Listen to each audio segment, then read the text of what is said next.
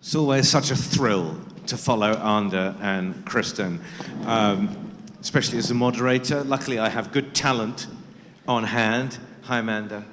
Hi, Gwen. Hi. Hi, Chad. Good morning. How are you?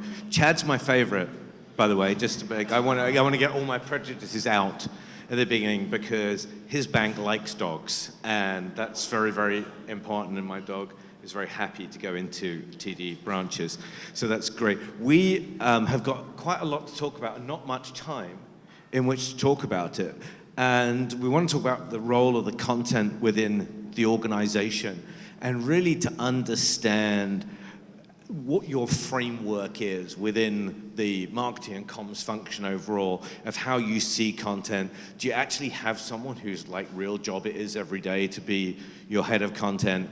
And do you kind of centralize the content effort, or do you think about it at a divisional level? So I'm going to start with Chad, because of the whole dog thing. The dogs.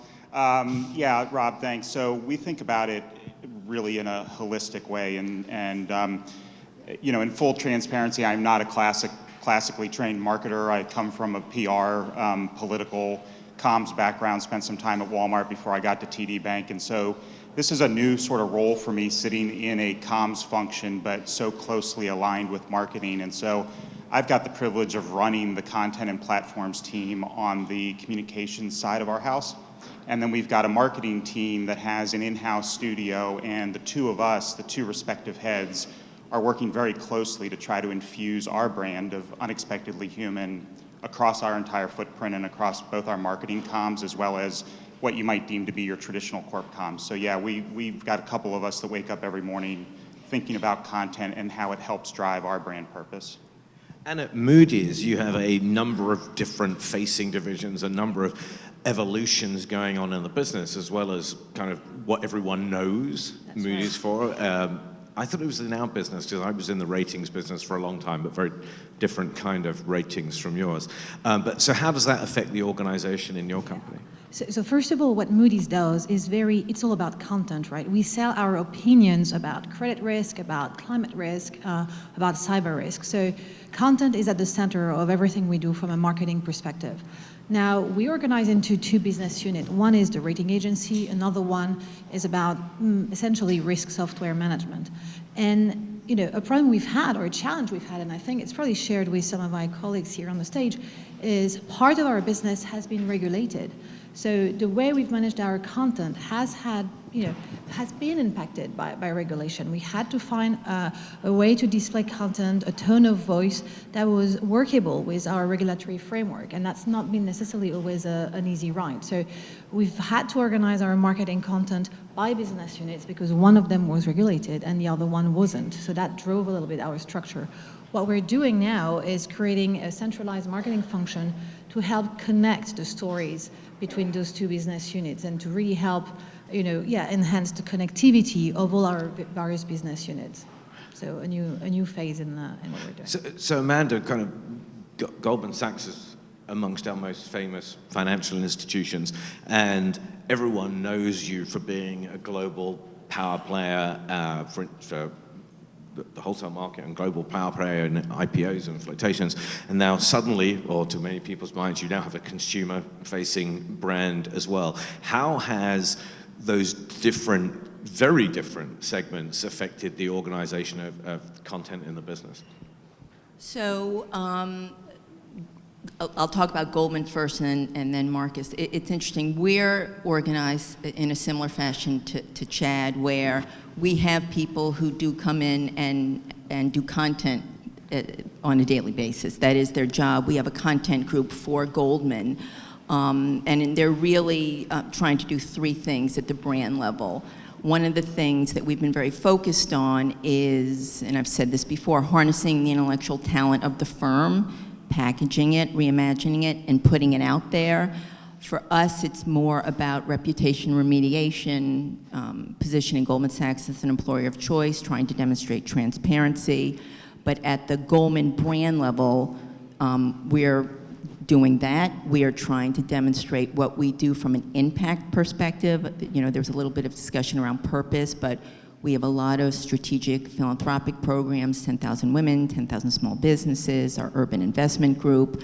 So we create a lot of content and stories to talk about how we contribute in the societies that we work in. Then we created a lot of content around our people to try and position Goldman Sachs as an employer of choice, because building the talent pipeline is critically important. So that's at the corporate level, and there are softer KPIs, and I'm sure we can get into that. Marcus, differently, is Maybe not everyone knows about Marcus. So Marcus is our consumer-facing business. We started in the loans.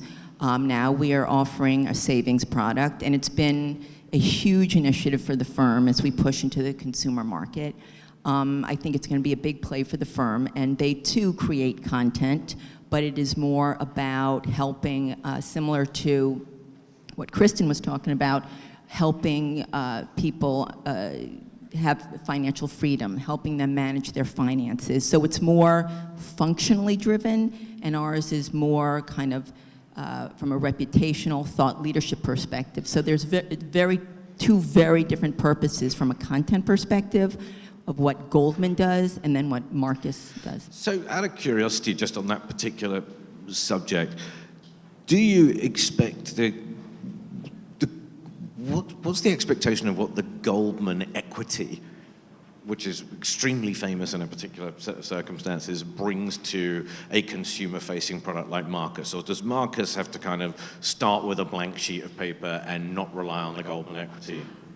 So that question transcends a little bit content, but I think one of the things that we knew is that we didn't really have a strong reputation in the consumer business, and we knew that we had to understand the value of the Goldman Sachs brand and what it meant to consumers broadly. I don't think I'm telling anyone anything that they may not have known. It was not a well-received brand coming out of the financial crisis. And so we really didn't know how people would perceive Goldman getting into the consumer business. We did an enormous amount of research, and when I say we've got a terrific team from a Marcus brand team. We did an enormous amount of research, and one of the things that we uncovered was that when Goldman is offering a product, a financial product, we do get points, if you will, for knowing what we're doing, risk mitigation, financial innovation, and the value of the product is perceived as quite good. We didn't know that. We found that out from consumer research. What we had to mitigate against was and we're trying to remediate this, we were seen as a somewhat opaque brand, black box, complex. A lot of people didn't understand us.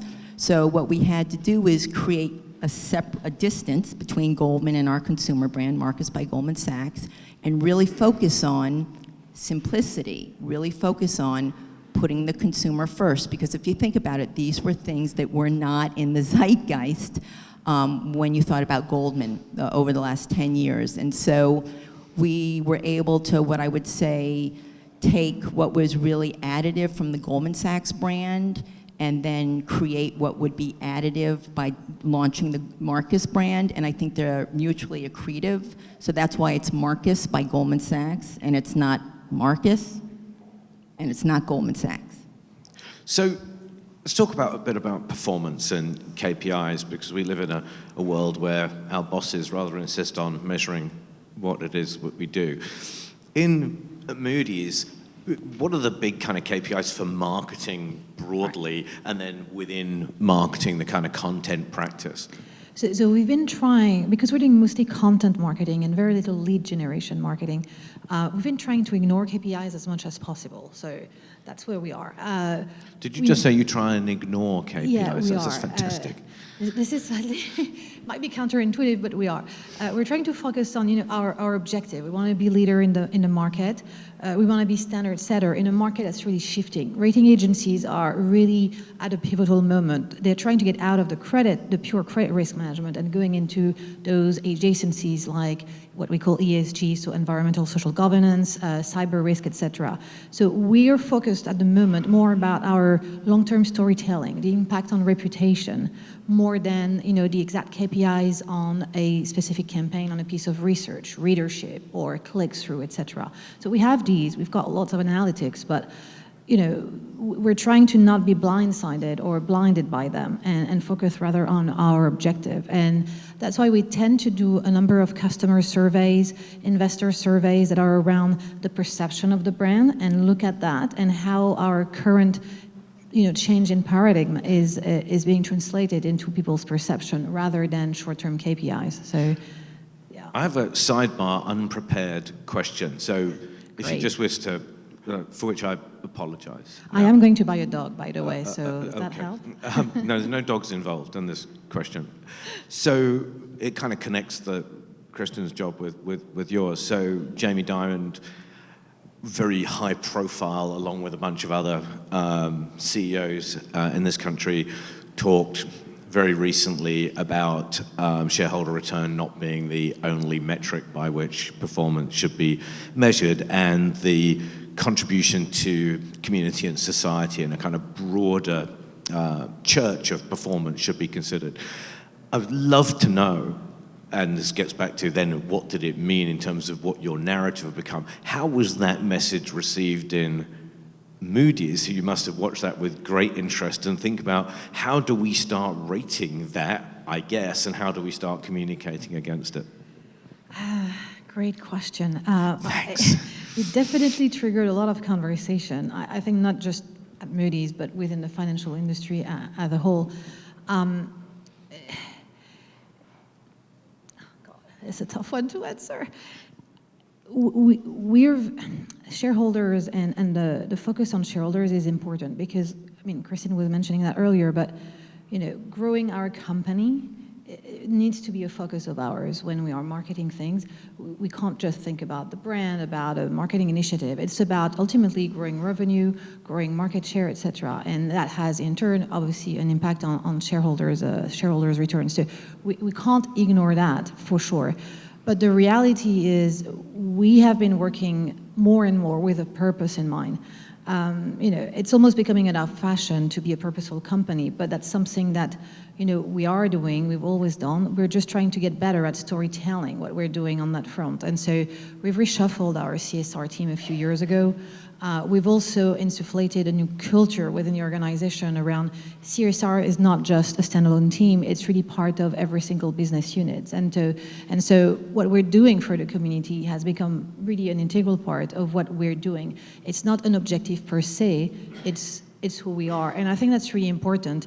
And on that point, just mentioning this because I'm based out of Europe, so I'm able to sort of see the difference here. But in Europe, everything people do for the community and those CSR teams, they're completely integrated within the organizations. They're rarely independent and one single CSR team. In the US, you tend to have one CSR teams that lead the way around, giving back to the community and that sort of initiatives around environment, etc. We're trying to do a bit of both, which is we have a CSR team leading the way, but this is also an integral part of every single, business and how they run their business. So, Chad, unexpectedly human. That's a great place to be, but it's very much about a community focus, and there's a lot of people that perceive banks to be pretty monolithic organizations, and a lot of your initiatives have been really quite local in terms of getting people to think about the brand's involvement in the community. How do you, as a manager overall of a kind of content practice, keep that harmonious and keep that sort of local flavor without everyone disappearing into a million different directions, which must be sort of tempting? Yeah, we're in a slightly interesting space being at TD that we are generally thought of as being a national bank based on our size. We're 7th or 8th largest bank in the country. Don't worry, I thought Gwen Renard was a national brand when I moved to New York.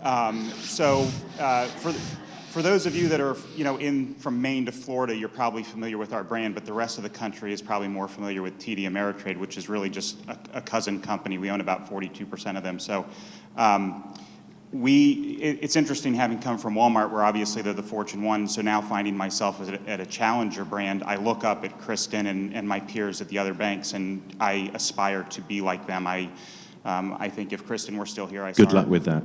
I saw Kristen leave. I said, if Chad, how are you going to measure success? I said, the morning Kristen wakes up and sweats just a little when she sees one of our pieces of content, because we're so small. So I think our focus is to go hyper local.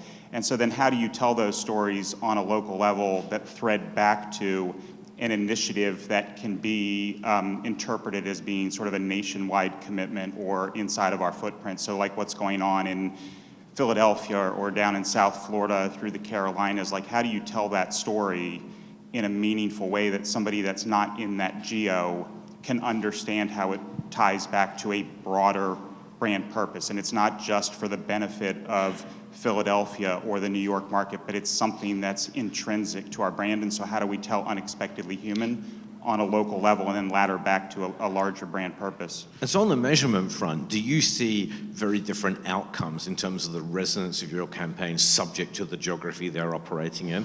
Do the kind of people in Philly buy this in a different way from the people in Charleston?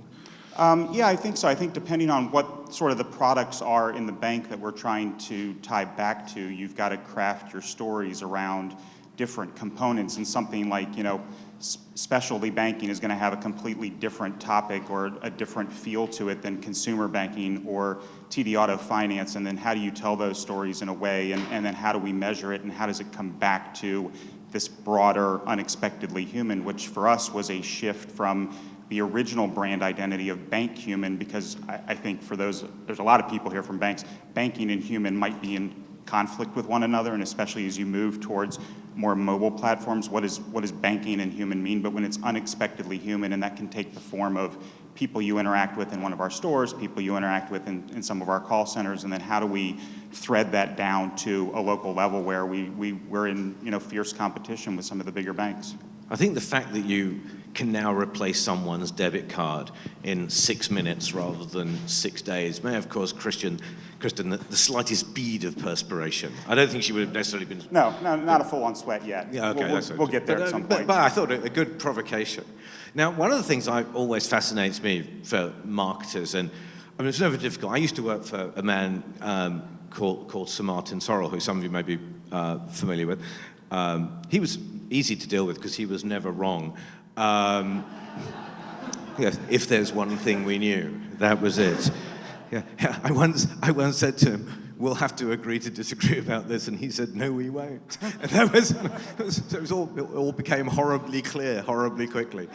But you have had the interesting task of getting your new CEO, because you had a very well-known CEO in Lloyd for a long time, and David sort of took up the reins of the top job at Goldman Sachs, and has decided, I'm imagining with the encouragement of your team, to become a public-facing figure and a actual real human voice from the top of the bank. Tell us how you think about that, and what the risks and the opportunities are of suddenly attaching a single human to a business and enterprise that size. Sure. So, well, I will say the good news is this is all led by, each individual CEO. Lloyd decided to get on Twitter. We helped him around the edges, but as everybody knows, in order to be on social in a successful way, you have to be authentic. So Lloyd's platform of choice was Twitter, and it was terrific. And David's platform of choice is Instagram. And I think one of the things that we have been very focused on as a firm, which I think David's social presence has helped facilitate, is trying to deal with being more transparent, more approachable, more human, and really kind of showing what I will call the multi-dimensional aspect of people who work at the firm. And I'll just do a little bit of a plug. We just launched a new recruiting campaign, which is meant to do just that, which is really try and codify what it's really like to work at Goldman. And David, in his Instagram, is really demonstrating and showing the life of a CEO at Goldman, and he's got a lot of interesting hobbies that he features. And we think it's a terrific thing because the firm is very focused on how we show up in the modern media world. The firm, like many, I don't know how many large organizations are here today, but the war for talent is really, really tough. And I don't think it's unique to the financial service industry, but I think it is an issue for large corporations. Kids coming out of schools today do not necessarily want to work for big companies. There's this entrepreneurial spirit. They want to go do their own thing. So, the war for talent has really pushed us to do things that are very, very different for us. And I think it's quite exciting for all of us as marketers to be able to rise to that challenge and do fundamentally different things than any of us were doing 5 years ago. So, a last quick one, because how can this only be 42 seconds left? But anyway, because I think the crowd are cheering for more, I think. So just real quick, when you think about content as distinct from advertising, how do you keep the spirit going within the company that says, this is important to us, we have to have a consistent voice and narrative, and how do you keep the support group going amongst your senior and other executive colleagues? Do you want to take that quickly, Gwen? I think what Kirsten said to us a bit earlier around teaching is pretty relevant there. So, showing them the impact of things we're doing, why they work, why they don't work, and being, like teachers to them around that is really, really important. Chad? Yeah, real quick, I'd say that you'd be in a lot of trouble if you tried to put forward like a brand purpose or a marketing campaign that wasn't core to who your company truly is. And for us, I think everybody will talk about how great their culture is at where they work, but for us, Unexpectedly Human is something that has come from the bottom up, not necessarily from the CMO down, and then try to sell it into people who have to represent the bank every day on the front lines. And so if they're already bought into this, and they already believe that they go out of their way by letting the dogs into the stores and by letting you walk out with a pen, little things for those of you that can remember when pens were actually chained to the desk at the bank. I'm old enough to remember that. They buy it, right? So this isn't a marketing campaign that has an expiration date. It's who we are that is also a marketing campaign and a brand purpose and a vision statement.